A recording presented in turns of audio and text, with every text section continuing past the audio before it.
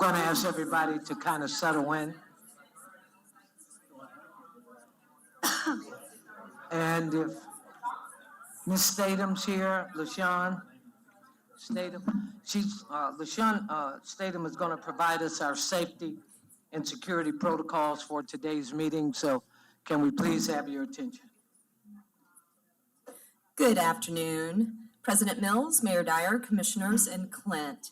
With OUC's commitment to make safety first, we begin each commission meeting with a safety briefing in the event that we have an emergency. We are located at 100 West Anderson Street in the Commission Chambers on the 7th floor. Our emergency exits are 3 within the room. We have one up at the front of the room, one in the middle, and one to the rear. Our gathering point in the event that we have to evacuate the building, we will exit out of the nearest door, proceed to the stairwells at the end of either of the hall, down the stairs and out to the front of the building. Our meeting place will be the surface parking lot under the 408. In the case of a medical emergency, I will be the medical personnel on scene.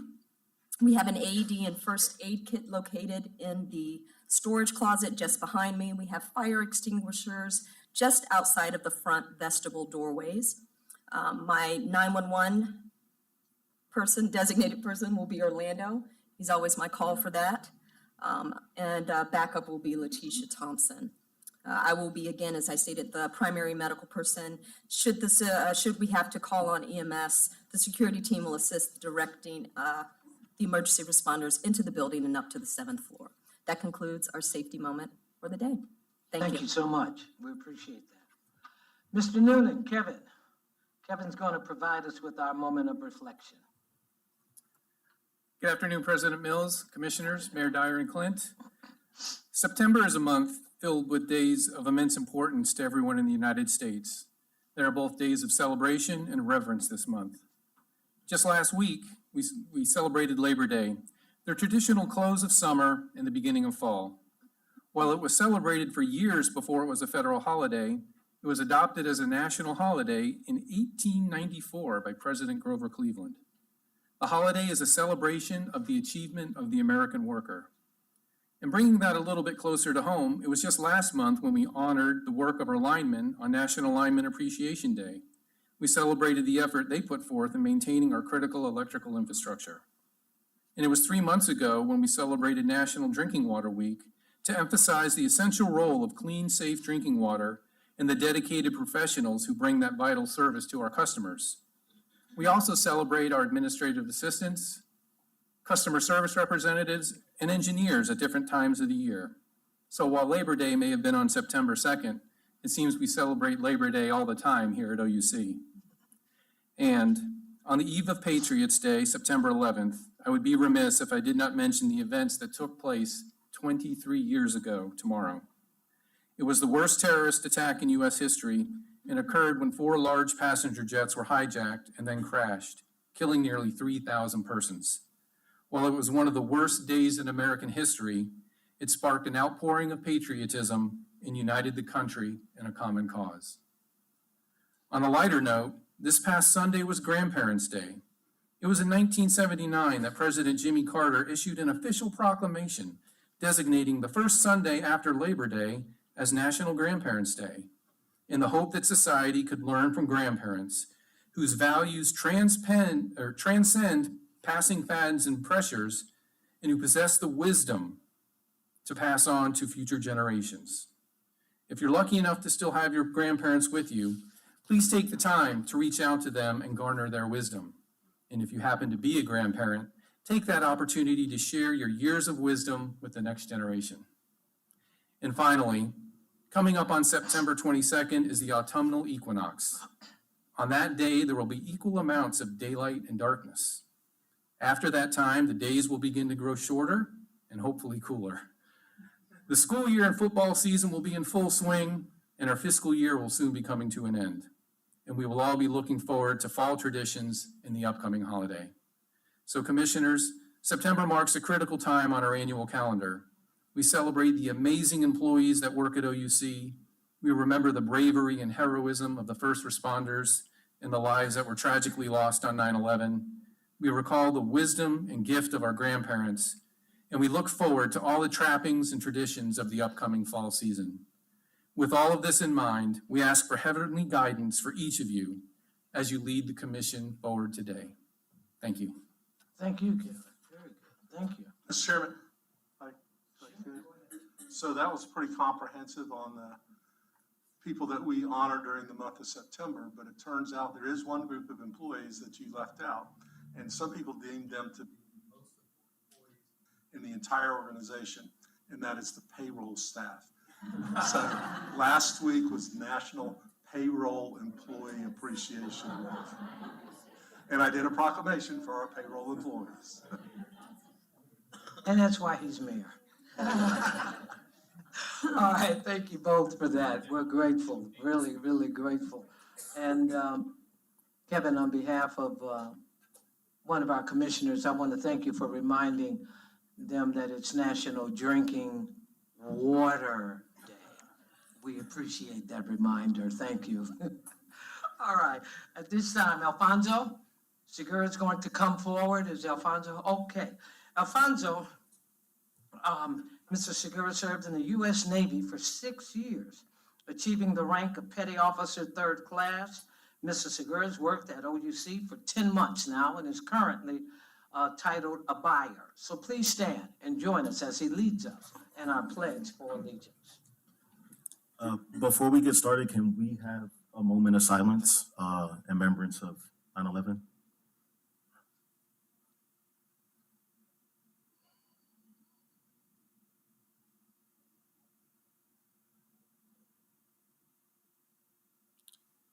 Let us begin. I pledge allegiance to the flag of the United States of America and to the republic for which it stands, one nation, under God, indivisible, with liberty and justice for all. Thank you. Thank you. Thank you so much for your service as well. Thank you. Time is officially 2:08, and I now call the September 10th, 2024 Commission meeting to order.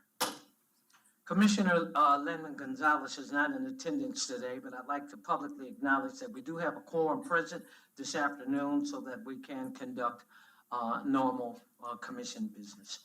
So at this time, our next item on the agenda is a consideration, fellow commissioners, of the August 13th, 2024 Commission meeting minutes.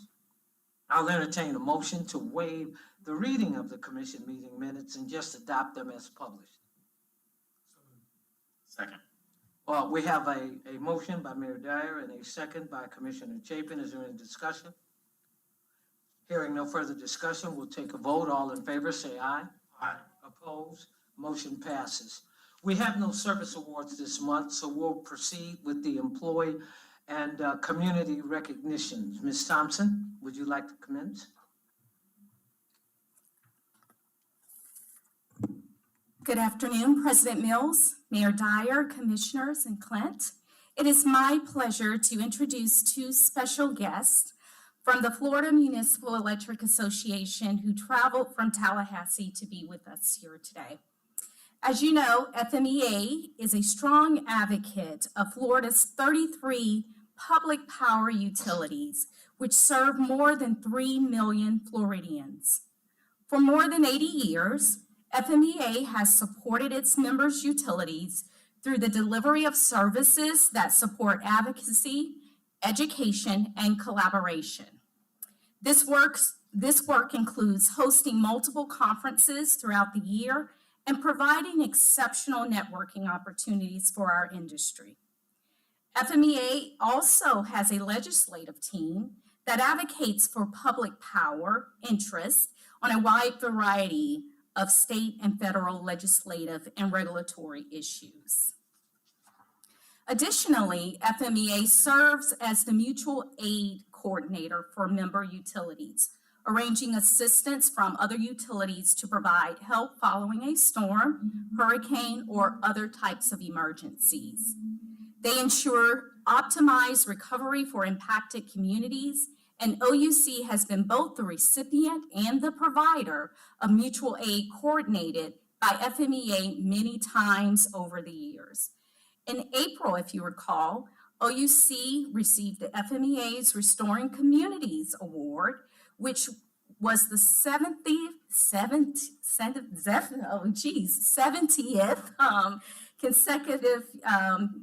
consecutive year that we've been honored, excuse me. The award came after our crews restored power to more than 60,000 customers after Hurricane Idalia hit the Big Bend area. As we enter the height of the storm season and keep an eye on the weather forecast, we're appreciative of the collaboration that we receive from FMEA. Today, I'd like to invite Amy Zubili, FMEA's Executive Director, and Nicole Albers, FMEA's Public Affairs and Strategic Communications Director, to the podium. They are here to share some important news involving two of our very important team members. I'll let you fill them in on the details, Amy. Good afternoon, everyone. Mr. Chairman and Mayor and Commissioners, it is a pleasure to be here this afternoon to be able to recognize two outstanding Orlando Utilities employees. Thank you, Letitia, for that introduction. And as she mentioned, FMEA is the statewide trade association that represents Florida's 33 public power utilities like Orlando. We do mutual aid coordination and emergency response advocacy, both at the state and federal levels, communications, information sharing, and put on numerous conferences, events, and roundtables and the like. But FMEA also has the distinct pleasure of being able to award our member utilities and individuals from our member utilities on their outstanding work and jobs well done. And so this year, every year at our annual banquet during our annual conference, which was held at the end of July, FMEA awards an individual with its Member of the Year award.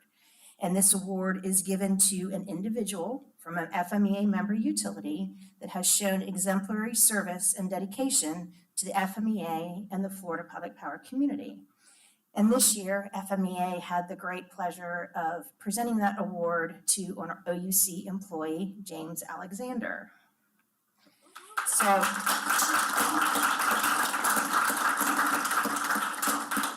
James has been an avid supporter of FMEA for more than 20 years now. He has supported us on numerous committees and events and roundtables, but most importantly, James has dedicated tireless amounts of his time and his self to FMEA's Florida lineman competition, where he has served as the master judge. And I think we had the lineman competition here probably 2 years ago. But if you're not familiar with it, that event started in 2001 as a small event out on a field with a little barbecue. And it has grown substantially over the years to what is now our largest event. And this year we had a record number of competitors, both of teams and apprentices. And the awards banquet alone had more than 630 people in attendance that James presided over. But I would say that the success of that event would not be possible if it were not for James and the great work that he does. So James, congratulations. Congratulations on this award. Thank you for all of your hard work and dedication to Florida Public Power, to FMEA, to the lineman competition, and really to the line worker profession itself. We appreciate you and everything that you do. But if you want to come up, we've got your award and pictures.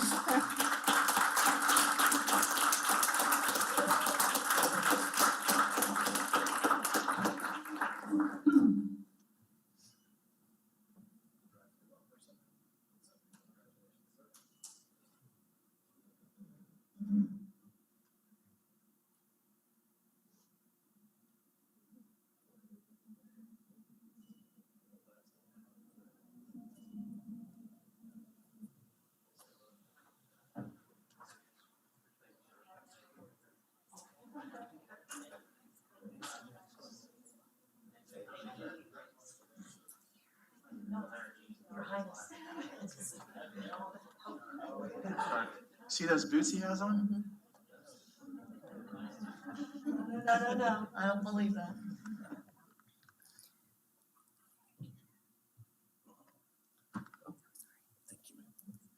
So as I mentioned at the start of my comments, I'm actually here to recognize two individuals from OUC. Also at FMEA's annual conference this year, the FMEA Board of Directors elected Clint Bullock, your general manager and CEO, as the association's president. Clint began his tenure as OUC's primary board member to FMEA about 5 years ago, and quickly recognizing his excellence in leadership and dedication to public power, the board quickly elevated him to our executive committee. And he has grown and advanced within that executive committee over the last 3 years. And FMEA's executive committee is responsible for guiding the association's activities and goals and objectives. And as president, Clint will lead those initiatives and endeavors. And he will also be chair of the executive committee and over our board of directors over the next year. So a little bit of a fun fact I researched, and since 1942, when FMEA first was established, Clint is the 7th president of the association from OUC. And I believe if our records are correct, our very first president was also from OUC. So a little bit of a fun fact. So congratulations, Clint. We look forward to serving under your leadership over the next year. And thank you for everything that you do for FMEA and for Florida Public Power. And we can do a photo as well. We've got the gavel.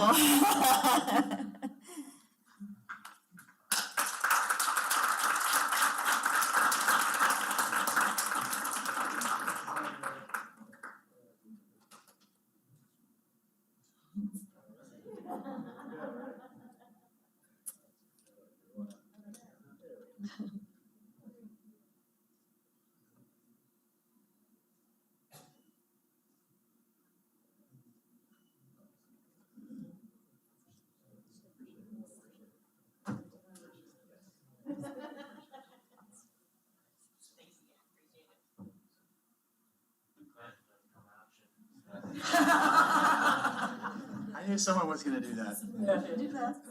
I would like, President, just to say a few words again to Amy and Nicole. First of all, thank you for traveling down from Tallahassee. But on a serious note, it is quite an honor to have this responsibility in this position. So I take it seriously, and I thank you so much. I've known Amy for many, many years. FMEA is extremely valuable in all the services that it provides the 33 municipals in the state of Florida. We would not be as strong of a state, and we would not have strong collaboration with utilities if it were not for FMEA. So I appreciate everything that they continue to do. They're not a very big team, so it takes strong support by volunteers to really make it successful. So thank you, Amy and Nicole, for what you're doing. Appreciate the honor. I look forward to working with you closer over the next year. Thank you so much.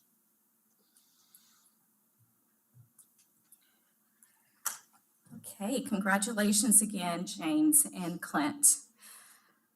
Commissioners, the next thing I'd like to share with you today is about how OUC engages the future of our workforce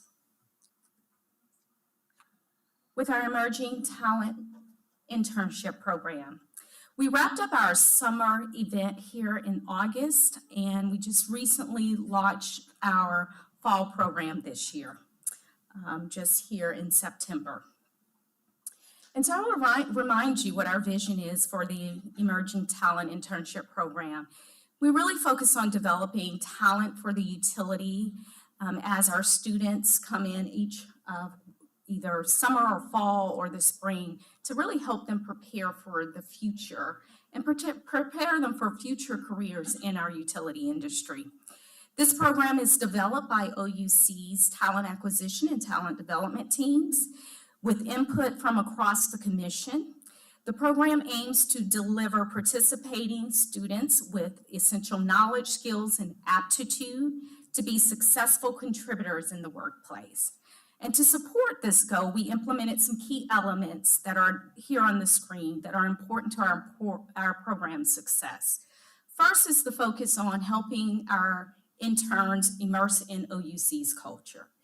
These interns get a big picture view of OUC, and this consists of 2 days of full immersion into our Making the Connection curriculum. They tour OUC facilities, They learn about our business units and the various services that the business units deliver. Professional development is the second component that incorporates self-paced e-learning to help the interns improve essential skills like time management, teamwork, and communication. And as part of that development, students attend instructor-led workshops provided by our talent development team, which cover behavioral work styles, collaboration, and help them improve their presentation skills. Third component is mentoring. We have various volunteers across our organization that serves as mentors to these students. And finally, we want to make sure that we're preparing them with meaningful projects. So department projects are actually designed to be very challenging, and they provide key development of professional business skills. We had an overwhelming interest in our program this summer. We received 1889 applications for our summer program. That's a 35% increase over the applicants from last year.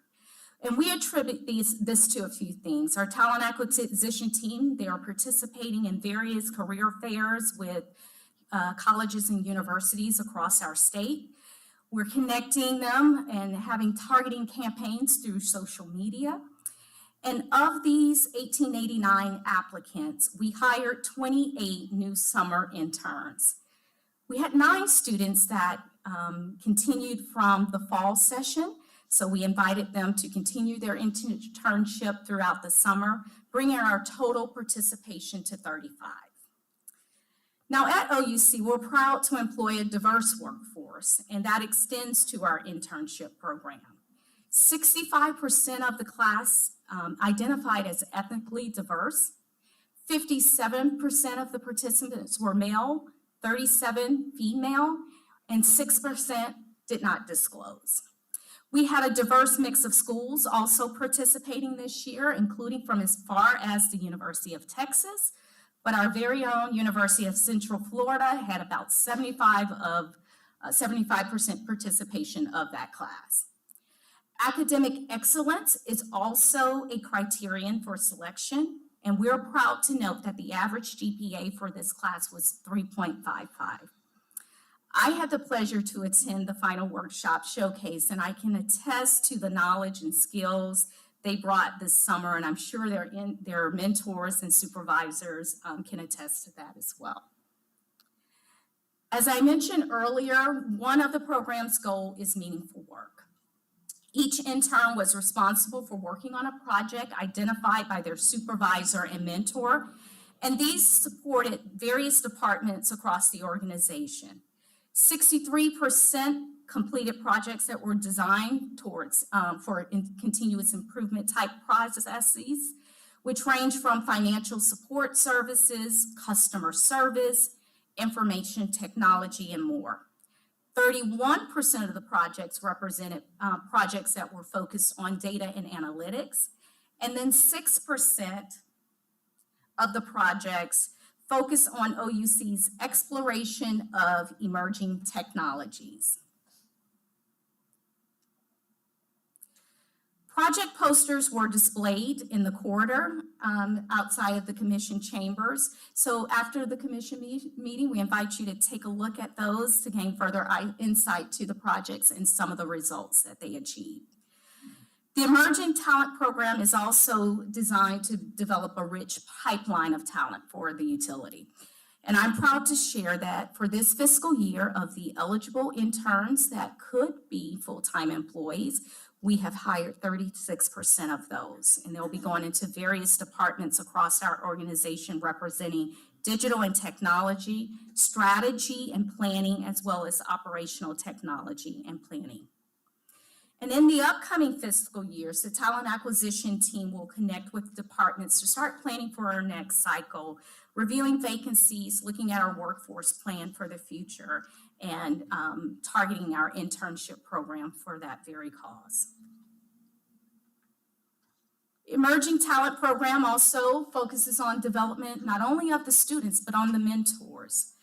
In partnership with their direct manager, individual contributors at OUC, these are individuals that do not manage people today, they have the opportunity to serve as mentors. And this is very important because this is how we're developing leadership skills within them.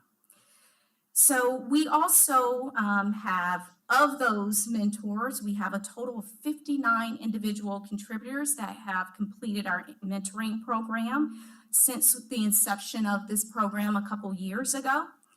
And it's comprised of 2 leadership levels, the beginner and the intermediate, where in the beginning, they receive things like the DISC assessment that helps them understand more about themselves as an individual.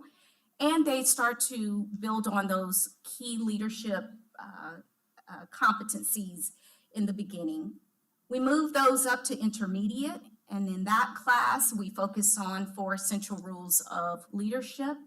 And in 2025, we'll be adding additional program for advanced level to continue the mentors training on areas that focuses on coaching and navigating difficult conversations.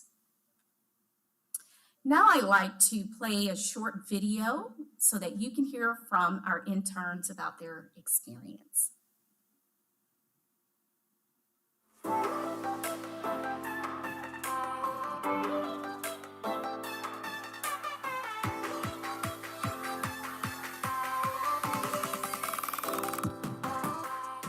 My experience here at OUC has been wonderful so far. The one thing that I think really sets OUC apart is the people. Every person I've talked to has had something helpful to say. Nobody's ever turned me away when I have a question, and I felt comfortable from the very beginning. So it's been great working here. I feel like I have all my questions answered, and my mentor does make me feel like I'm a part of the team and not just an intern. What you learn in school, it's kind of just words on a page until you actually get out here and do it. And it's great to see the things that we're learning about actually put into practice. It's one thing to sit in a classroom and get the basic knowledge that you need, obviously, which is very important, don't get me wrong, but you know, there's a lot more that goes into being an engineer. So this internship has definitely given me all that and more. If I didn't come to OUC, I wouldn't know what I wanted to do in the future. Because before I came to OUC, I had no clue. I just said, like, I want to be an engineer. But after I come to OUC, I'm like, this is how an engineer is, and this is sort of what I want to do in the future. I've made so many connections. I feel like I've grown my portfolio. I feel like I've gotten the opportunity to work on projects that I never would have thought that I would get the opportunity to work on, especially as someone that just graduated college. This summer, we are provided with the opportunity to give back to our community through volunteering, as well as pursue our professional careers throughout workshops. Being a part of the professional development that HR offers has been really impactful on my future career. I feel like I've gained skills in communication, teamwork, and project development. And it's always great to hear the different experiences that the interns have, because it's always, they're working in different fields, IT, communication, marketing, and all those, and it's just different from what I face here. So I think it's definitely a great thing that HR does with bringing us together. My favorite part at OUC has been the volunteering event that we did at the Second Harvest Food Bank. I think that specifically really made me feel that we here at OUC are a community. I think it's been a great opportunity, and I've learned so much from truly such intelligent people and great, genuine, and funny people. It's been fantastic, and you know, again, since I don't come from a background of IT, it's like, how else would I get this experience? So this internship has been exactly what I needed. I don't think you can reiterate enough just how much I think OUC does for the community, and how much they make even me as an intern feel a part of the organization and the community in which it serves. OUC, in terms of, you know, protecting the environment and community service, has given back to the society at large. And being an engineer and being able to be a part of that has been a great experience for me as an intern. And I definitely feel like that's one of the reasons why I'm here, and I love every second of it. I'd like to give a huge thanks to the Talent Acquisition and Development team. Ladies, please stand if you could, be recognized. Under the leadership of Val San Marco, our Manager of Talent Acquisition, Just thanking them for their hard work and their dedication and Val's vision to really bringing this internship program and advancing it each year. I'd also like to extend gratitude to all of the mentors and supervisors. We cannot do this without your leadership. They build out these really purposeful projects and give the internships I think, an experience they'll never forget. So thank you all. I'll take any questions if you have any. No questions, but two quick comments. Great program with two benefits that, most talent internship programs don't see is number one, you lower staffing costs with a 36% higher rate. Those are non-interviews. There's no marketing. The individual has already proven themselves and we bring them right into the company. The second major benefit, it's not only emerging talent internship, but it's emerging leaders. And when most of those individual contributors are in our leadership pipeline. And so now we got a direct feeder that trains future leaders as well. So this is awesome and I salute you on it. Thank you. Thank you very much.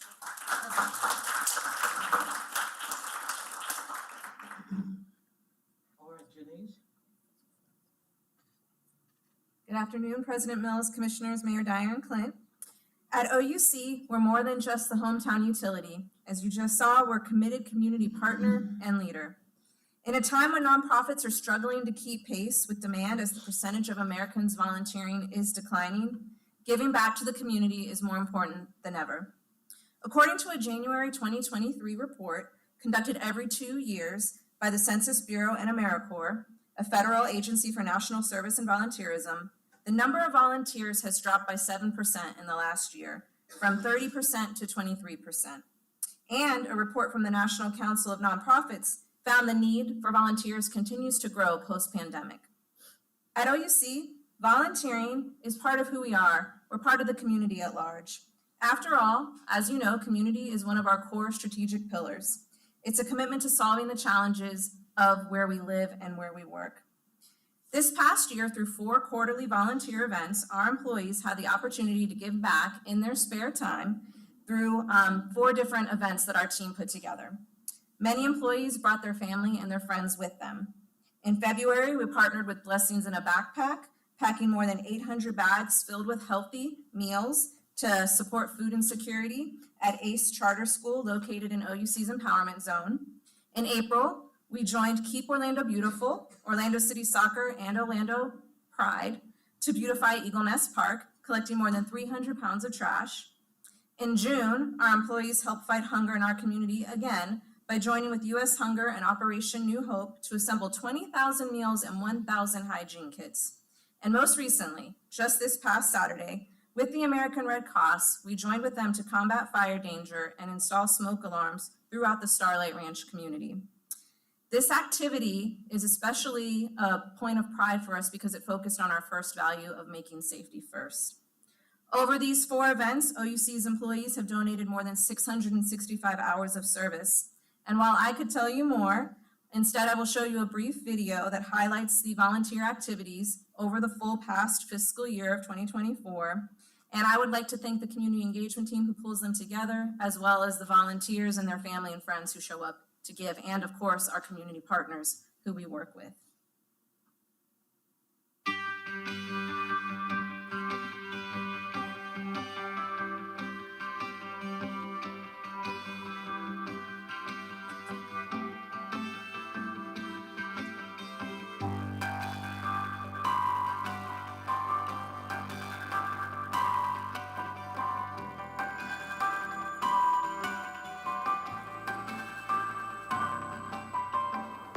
With the number of kids that we're feeding at the Center for Academic Excellence alone, we're feeding 400 kids a week. So if you can imagine packing all of these bags of food, across Central Florida, we're feeding 6,000 kids every weekend of the school year. So we need all the help we can get. And so these events, this takes something off of our plate. This is fabulous. OUC came out with so many volunteers. We're able to do all those different activities like storm drain marking, cleaning litter from the land, and getting in the water as well. We're excited that they our hikes to get into the wetland and really get into conservation and really clean up in our natural habitats today. So to have their enthusiasm here is going to make such a huge difference for our wetland today.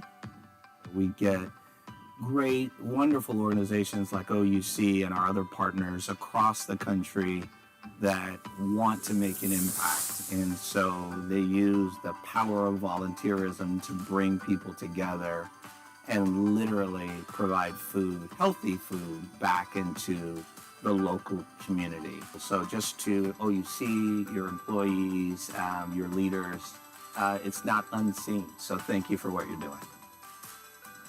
Today, we are literally neighbors helping our neighbors because we are across the street from the Pershing Operations Center at Starlight Ranch.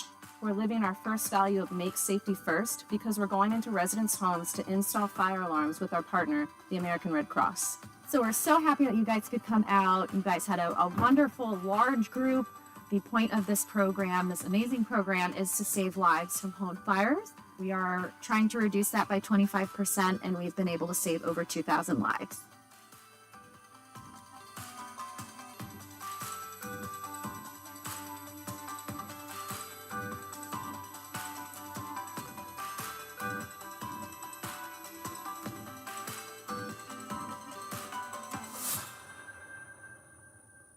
I'll take any questions you may have. Oh, okay, thank you very much. Thank you. Great job. Great job.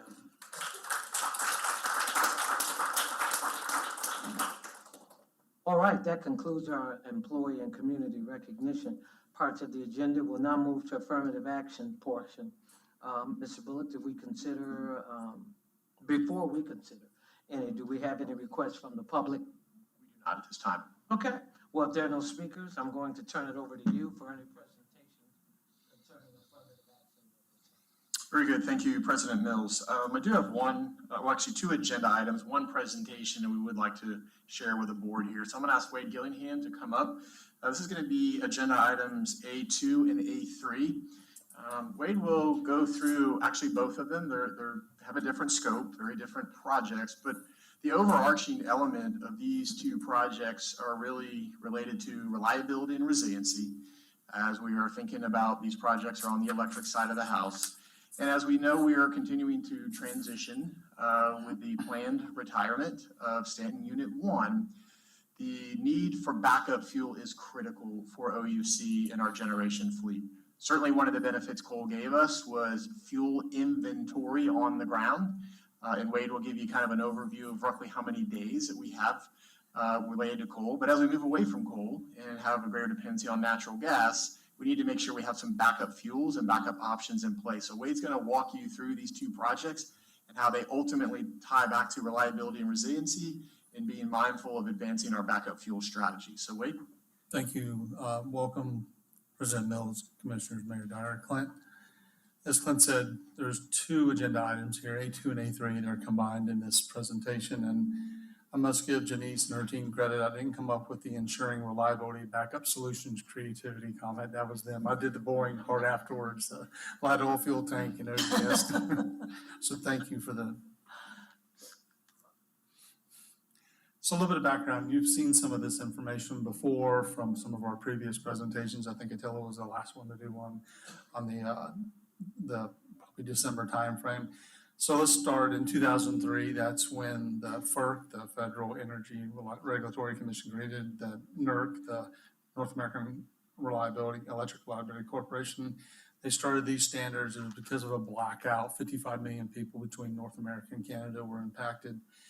And then around 17 years later, California, what we call the CAL-ISO, California Independent System Operator, had some rotating blackouts that occurred during the summer of August of 2020. And then some of us remember the Texas winter storm Uri from ERCOT, another region, in February of 21 that had sustained rolling blackouts. And then probably the most recent winter storm event was Elliott, which was through that Christmas timeframe in December of 22 that had rotating blackouts in kind of the lower states and some of the mid states of the United States.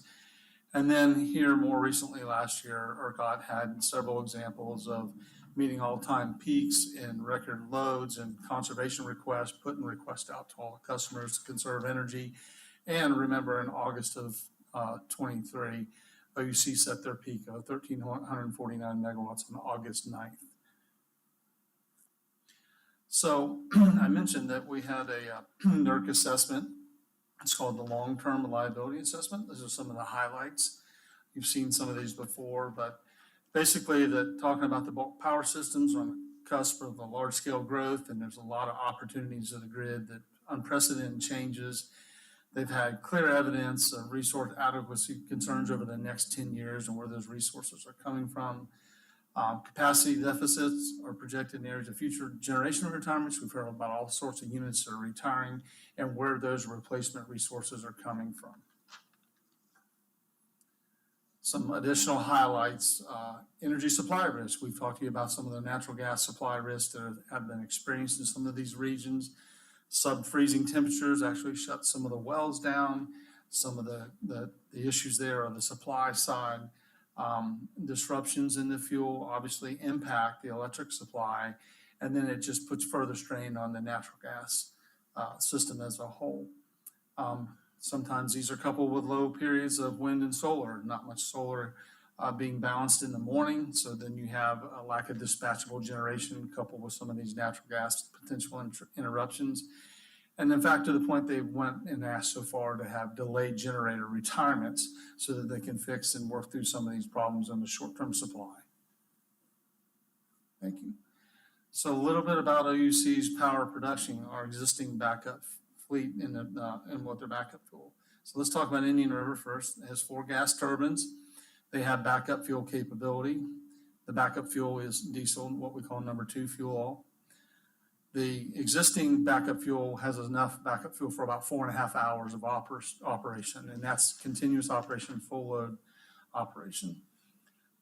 Additionally, IRP, of the 4 gas turbines, 2 of them are black start units. Black start units are pretty critical to the electric industry, and the fact that if all else fails, if the power supplies do go away and we have issues where we have blackouts, we have 2 gas turbines that can run on diesel to start other gas turbines and start the cascading of the energy supply back to the transmission, back to the distribution systems. Black start units are not very popular. These were our first 2 gas turbines, and we've maintained them, as you've seen some agenda items over the years on maintaining those since probably 1989-ish. Next is we got to have some more fuel because of the retirement of Unit 1. We need additional more than 4.5 hours. With SEC2, the conversion is going to reduce the fuel hedge, our strategy, by having coal on the ground. We typically have 30 to 45 days, but that conversion will not be using coal, so therefore we lose that additional fuel hedge of having that backup fuel. That's a natural hedge. There is no backup fuel for Unit 2 once converted. So, next. This is a chart showing our different ownership units. Stanton A is CCA, Stanton B is Combined Cycle Unit B, OGS is the Osceola Generating Station. Current IRP is the inventory we have there, and then what we're proposing. So the fuel oil volumes, you can see, are almost 2 million for CCA, 500,000 for CV. OGS is 3 million. Currently at IRP, the 4.5-hour runtime was at 150,000 gallons. And then we have a usable volume, and a usable volume means you can't get bottom fuel off the bottom of the tank, just like your car tank, right? You got to have so much fuel in there to have as a buffer. And then there's D-min. Why is D-min important? When you're running on diesel fuel, distillate as we call it, we have to have D-min water to mix in with the fuel to lower the NOx output, nitrous oxides. So any machine that runs on diesel has to have a D-min equivalent, and it's typically a 1-to-1 ratio. So you can see some of the D-min tanks are fairly closely in size with some of the diesel tanks. We have the ability to produce D-min while it's being used, so you can continue to top off the tank that's being used. And then we notice the workable volume, but probably the bottom line is one of the most important lines here, and that is that the runtime hours at MCR, and that's maximum continuous rating. That means that the machine's wide open. CCA can run for 64 hours on that amount of fuel, 60 hours on CCD, 40 hours on OGS. And then currently we have 4.5 hour, but we want to expand it to 32 hours. So all things considered, we would not run all those machines at MCR. They would vary with load, so the consumption would be different, but that's a worst case design scenario of MCR. So somewhere between that 2 to 3 day period. Next. So proposed schedule for Indian River is September of 24 today. We're asking for commission approval for the project and awarding the vendors. We would probably start January to April on demoing the existing tank and doing the civil substructure work and the prep for the new tank. Takes a little bit of time to do that. And then sometime about April or August, we would see the new tank put in service, start commissioning tanks, running the pumps, making sure everything's connected correctly, and be ready for hopefully the September timeframe. So our recommended action on this item is the change request number 5 to the capital expenditure in the amount of $5.376 million for the equipment, general construction, and services for the Indian River Light Oil Fuel Expansion Project, increasing the total project to $7.5 million. We're asking for 2 specific purchase orders, one to Fisher Tank Company to furnish and construct a new fuel tank at $2.18 million. Commission approval for Southeastern Construction for the construction services of $2.9 million. Next. So this is OGS. So we talked a little bit about the fuel oil side. This is the A3 item for OGS. OGS was designed that we have 2 1.5 million tanks, which is, I'm going to try the fuzzy thing here real quick. These here. That's our 2 1.5 million gallon fuel tanks. And then over to the right-hand side is the demineralized tank. And you can see here, there's like a parking spot. Those parking spots are used for mobile demineralization trailers, demin trailers. They pull in there and then we take raw water, put them through the demin trailers, and they fill that tank up. That tank holds a little over 1 million gallons. So what we've asked for is we want the capability to have contracts on hand executable for up to 5 million gallons over the next 3 years. This is just an estimate of what it would take if we had an emergency situation and we were running on diesel fuel, which is equivalent to about 5 days of operation. And the tank is now currently filled. We just want to have 2 contracts in place moving forward so that in the event, we're not trying to compete with everybody else and find the vendors, but have them on hand, and then we have prearranged pricing for that. So the recommended action is to 2 vendors, EWT Holdings with Avoca, and then MPW Industrial Water. And we've split the monies up so that we have an aggregated amount of almost $500,000 so that who has the equipment and availability at the time of need, we can pull the trigger on this. And that concludes my presentation. Any questions? No, go ahead. One question about the 4 gas turbines. Are they independently controlled or no? It's all on, all off? No, they regulate up and down. They 4 independently? We control each one of the 4 independently or no? It's Yes, one they're system? independent operation. We can run 1, 2, 3, one, 4, do 4. any combination of them. As long as they're not on outage, right? Not on what? Outage. Yeah. Yeah. So, I mean, like, from where I'm sitting, what I really love right now is all these, basically, what can we do to minimize risk as we do this very, very challenging transition?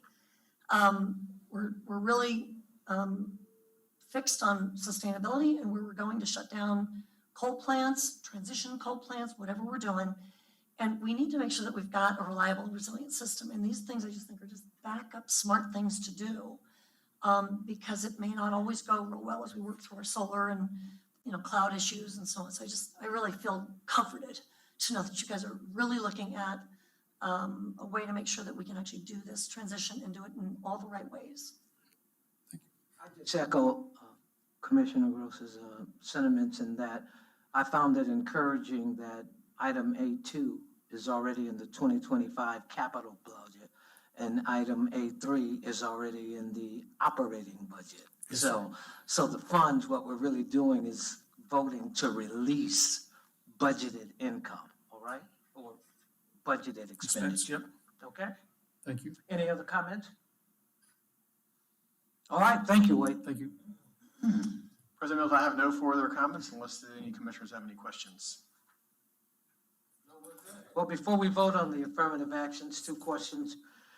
Do we have any members of the public, once more and again, who would like to address the commission on any affirmative item? No, sir, we do not. All right, second question. Before we vote on the affirmative items, are there any comments or questions from fellow commissioners? Hearing none, is there a motion to approve affirmative items A1 through A27? So moved. It's been moved by Commissioner Chapin and second by Mayor Dyer. Is there any discussion? Hearing no discussion, all in favor say aye. Aye. Opposed, motion passes. At this time now, we'll move into the presentation portion, and since there are no new business items, we'll move on with our Special Audit Finance Committee meeting report. That's my cue, I think, isn't it? Thank you for that, Mr. Chairman. The Special Audit Finance Committee meeting was held on September 10th, 2024. The committee reviewed proposed regulatory actions in preparation for the close of the fiscal year on September 30th, 2024, including the deferral of amounts in excess of the revenue requirement to support the approved fiscal year 2025 budget, bolster storm restoration reserves, and advance grid hardening and energy resilient initiatives.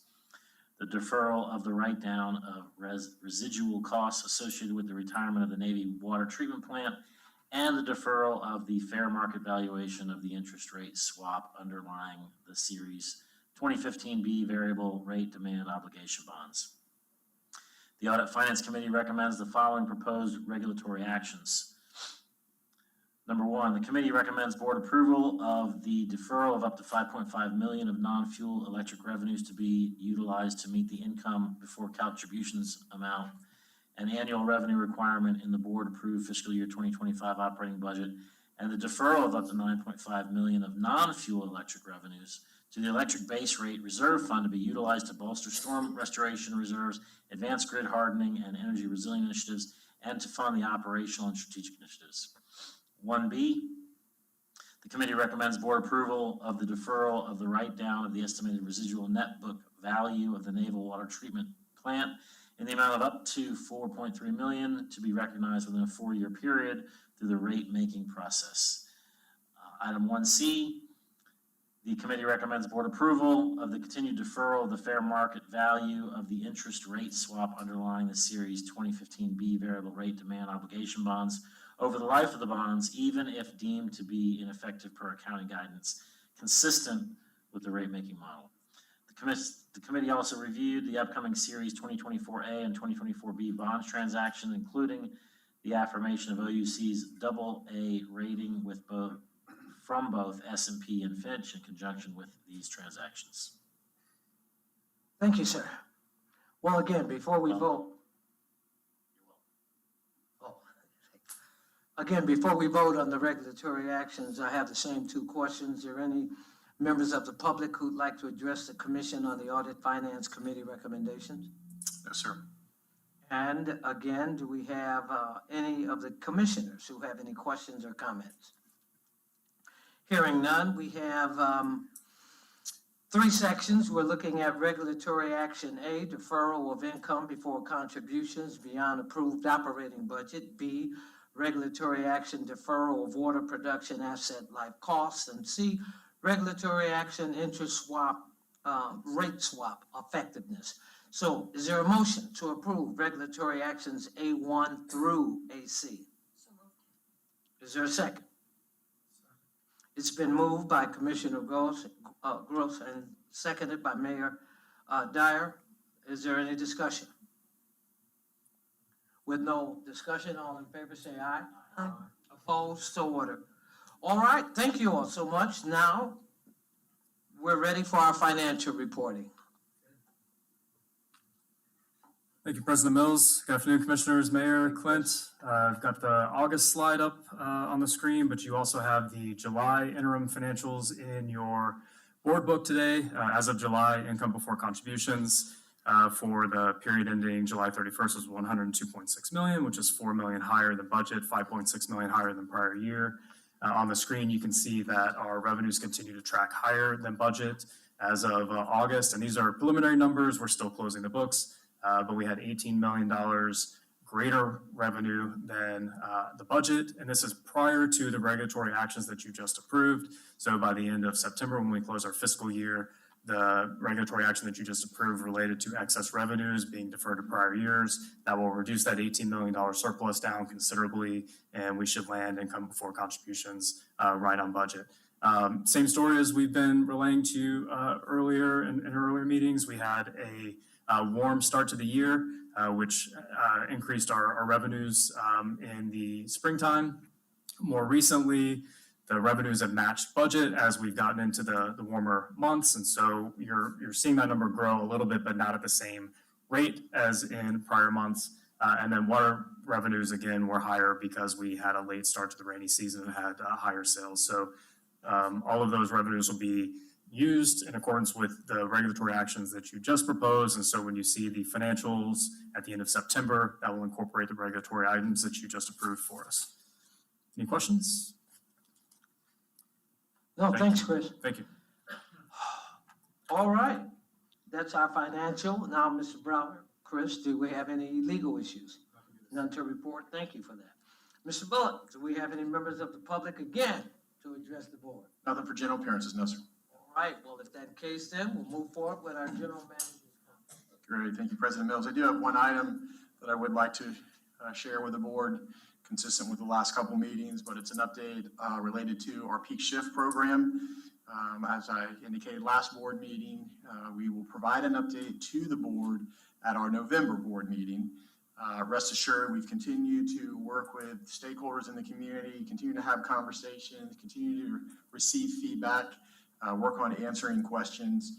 In June, when Peak Shift was introduced, as you know, we introduced our website, oucpeakshift.com, to provide information and updates specific to the different program.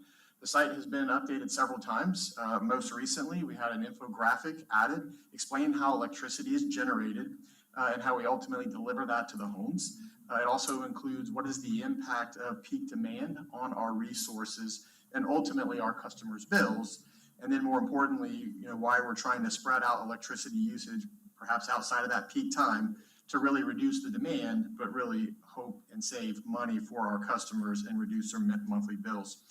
We've also added 2 new videos on the peak shift, specific to how we're going to integrate that into our overall goal of net zero carbon emissions reduction by 2050, and how these new price structures are designed to be revenue neutral for the class and help keep bills affordable while maintaining system reliability and delivering clean power. So I'd like to show you that first video. So if we could run that first video, please.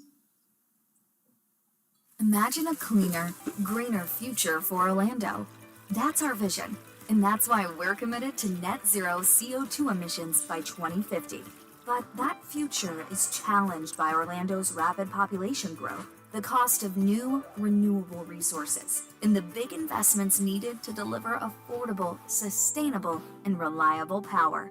That's why we're proposing Peak Shift, a new pricing structure designed to keep your electricity affordable, keep our system reliable, and deliver cleaner power.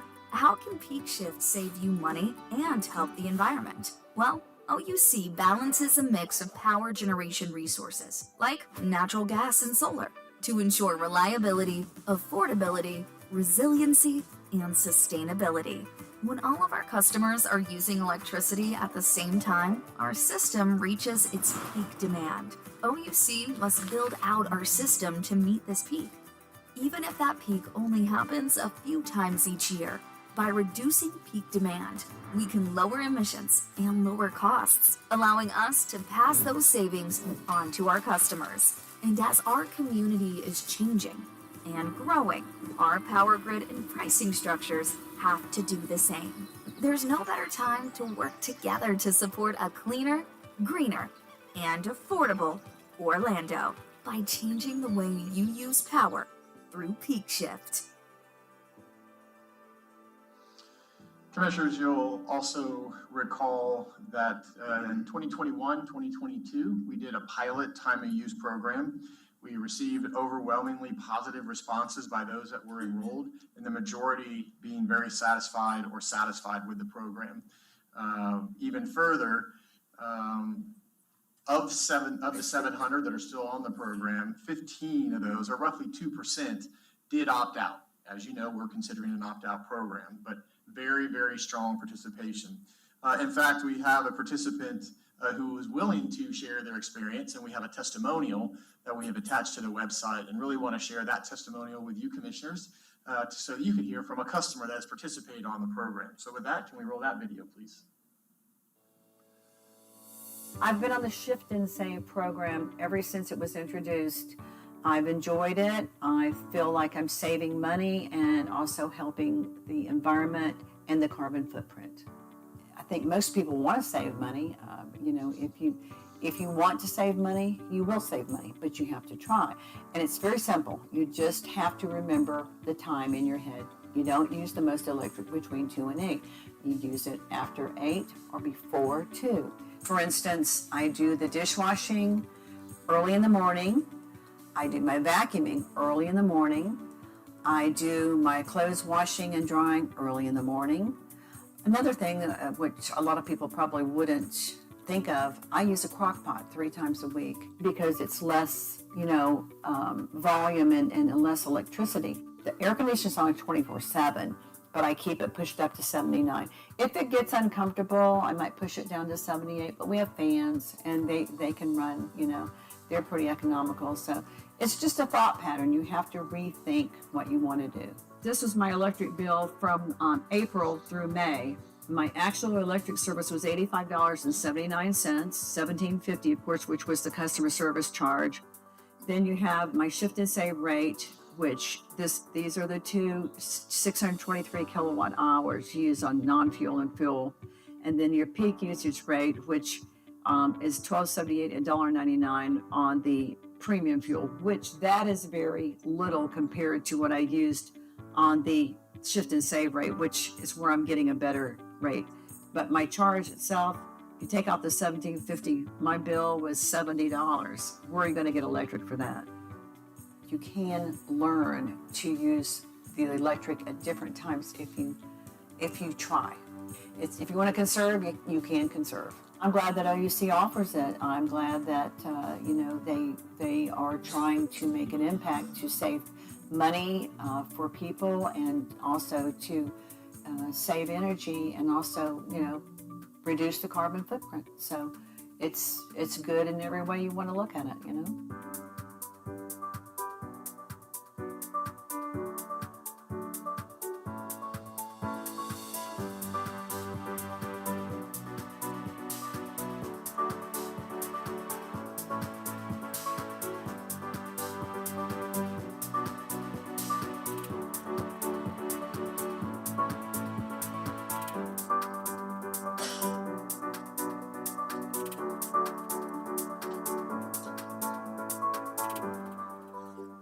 So I think Patty sums it up quite well. I mean, that's why we're trying to advance this program, give customers more options.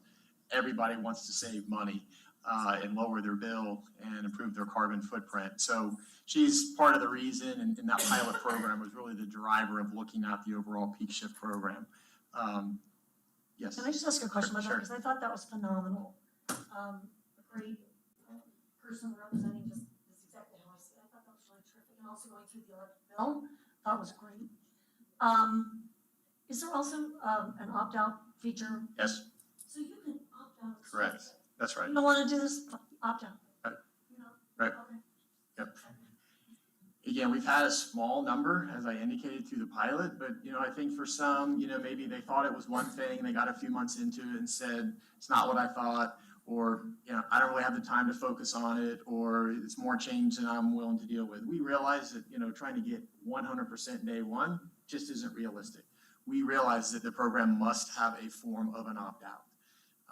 But we've got to take a step forward. We have to move down this path. We have to try to encourage and give price signals to folks to use people in more of those off-peak periods. Otherwise, we're just adding more infrastructure and more cost on our system. In addition to the activities, commissioners, as you saw, we ran an op-ed. titled OUC's Top Goals, Lower Power Bills, Balance Benefits. So that's been another part of, again, trying to balance the conversation. There's certainly a lot of thoughts and ideas, but really trying to address the misconceptions and misunderstandings related to our programs. So we're going to continue these conversations, working with our stakeholders, trying to address some of their questions, continue to do education. We will be back, as you know, commissioners. We do not have a meeting in October, but our plan is to provide an update to the board during the November board meeting related to some of the things we heard in June, some of the things we continue to hear from commissioners as well as other stakeholders, and have a good update back in the November timeframe. So look forward to that. We'll continue to do updates on the OUCpeakshift.com, and we look forward to getting ready for November where we have some further discussion on our update. President Mills, that's all I have for today. Thank you, Clint. All right, fellow commissioners, we've concluded the agenda, so at this point, we will begin to hear any commissioner comments, concluding comments, starting with our mayor. I have no comments today. I'm going to cede them to Commissioner Chick.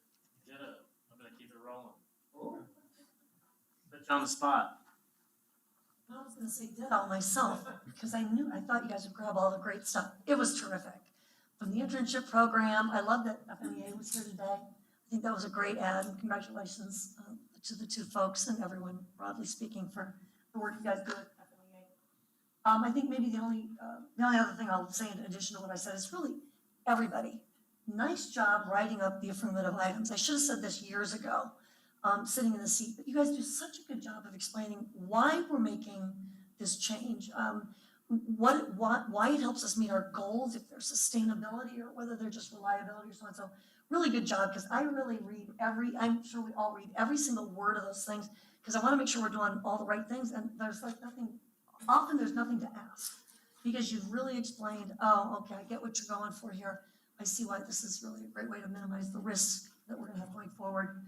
I mean, even when you guys do order your cars and trucks, I mean, I think you had this in place before I showed up here, but you even explained why this is consistent with the sustainability goals. Even if you have to buy a gas-driven or a diesel-driven vehicle, there are reasons for it, and you explain those too. So I really appreciate the effort that goes into writing up the affirmative items. It makes the job up here real easy. Thank you. That's great. Being a minister, I cannot lie. I read the majority of everything.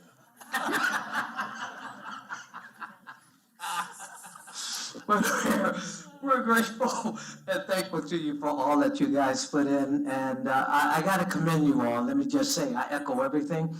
And I just give you this last comment. We went through some very powerful stuff today. And quite a few in the recognition area, outside guests, things of that nature, the peak ship update, the presentations that we saw, and we did it all in an hour and 10 minutes. I mean, that's fascinating to me, how much we accomplish and how well-run this organization is. So, having said that, without objection, this meeting is adjourned at 3:08 p.m. Thank you.